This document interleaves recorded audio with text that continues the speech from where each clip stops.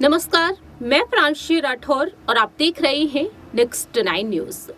उत्तर प्रदेश के रामपुर में एक दलित छात्र की मौत का मामला तूल पकड़ता हुआ नजर आ रहा है। सियासी पारा चढ़ता हुआ दिखाई दे रहा है इस घटनाक्रम पर।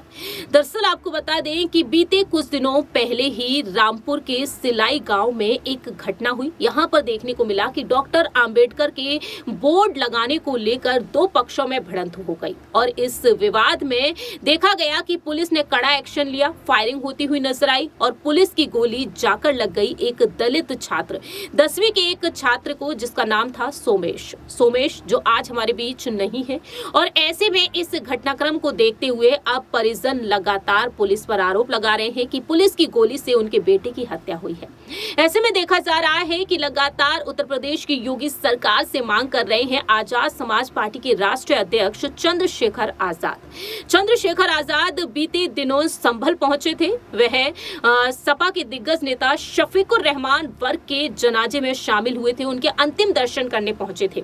लेकिन उस दौरान देखने को मिला कि संभल से चंद्रशेखर आजाद को पुलिस ने अपनी हिरासत में लिया, उन्हें हाउस अरेस्ट कर लिया। लेकिन देखा गया कि चंद्रशेखर आजाद इसी मामले को लेकर योगी सरकार से मांग कर रहे हैं। वह लगातार परिजनों से मुलाकात कर रहे हैं और उनका कहना है कि इस मामले में सीबीआई की टीम के द्वारा जांच पड़ताल होनी चाहिए।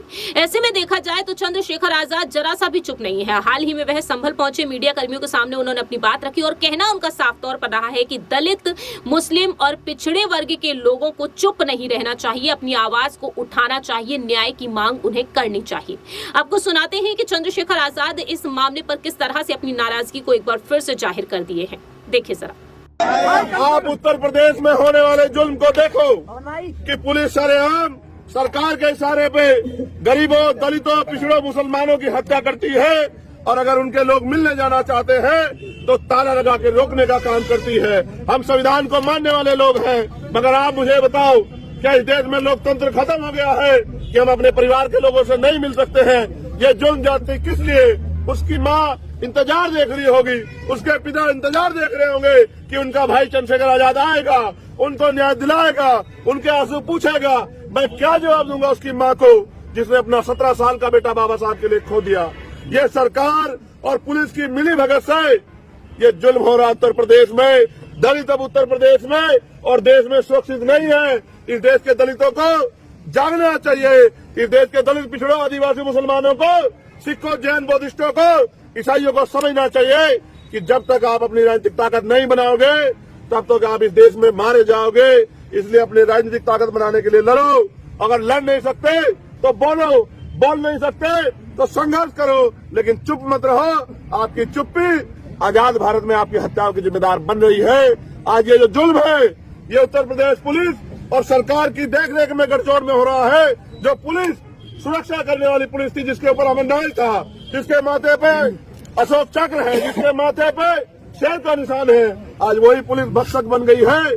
मैं संभल पुलिस से कहना चाहता हूँ, ये जुल्म है, आप जुल्म का साथ दे रहे हो। आपके बच्चे, आपकी बेटियां, आपके बेटे जुल्म को देख रहे हो, आपसे हिसाब मांगेंगे कि आप जुल्म कर रहे हो। आप अपने बच्चों से आंख नहीं मिला पाओगे। आज आपको यहाँ पर पुलिस ने रोक रखा है, क्या वजह थी, क्या मांग थी? ये स्पष्ट है कि रामपुर में कल दलितों के खून से सरकार के इशारे पे पुलिस ने होली खेली। एक 17 साल के बच्चे की गोली मार के हत्या कर दी। कई लोग घायल हैं। आज उन्हें मेरी जरूरत है। पुलिस दबाव बना रही है। परिवार के लोग बार बार मुझसे अपील कर रहे हैं कि भाई आ जाओ। मैं यहाँ आया था, लेकिन पुलिस ने मुझसे कहा कानून व्यवस्था बिगड़ जाएगी। मैंने इनसे कहा कि आप देख रेख कर लो, मैं उनकी मदद करने के लिए जाना चाहता हूँ। मैं अकेला भी चला जाऊंगा, मैं कम लोगों के साथ चला जाऊंगा, लेकिन इन्होंने इस पर ताला लगा के ये जो वादा खिलाफी की है, इस बात देखा आपने किस तरह से चंद्रशेखर आजाद यहाँ पर अपनी नाराजगी को जाहिर कर रहे हैं। मालूम हो कि ना सिर्फ चंद्रशेखर आजाद बल्कि उनकी पत्नी वंदना भी सोशल मीडिया पर काफी एक्टिव रहती हैं और चंद्रशेखर आजाद के उन तमाम बयानों पर वह भी नजरें बनाई हुई हैं और वह भी लगातार उन वीडियोस को सोशल मीडिया पर साझा कर रही हैं। तमाम पोस्ट के जरिए वह भी योगी सरकार से मांग कर रही हैं। अब देखना होगा कि दलितों के लिए जिस तरह से चंद्रशेखर आजाद जमीनी स्तर पर जुड़े हुए रहकर काम कर रहे हैं और मांग करते हुए नजर आ रहे हैं कि आखिरकार योगी सरकार इस मांग को पूरा कब करेगी, ये देखने वाली बात होगी। फिलहाल इस खास रिपोर्ट में इतना ही। बाकी की तमाम अपडेट्स के लिए देखते रहिए नेक्स्ट 9 न्यूज।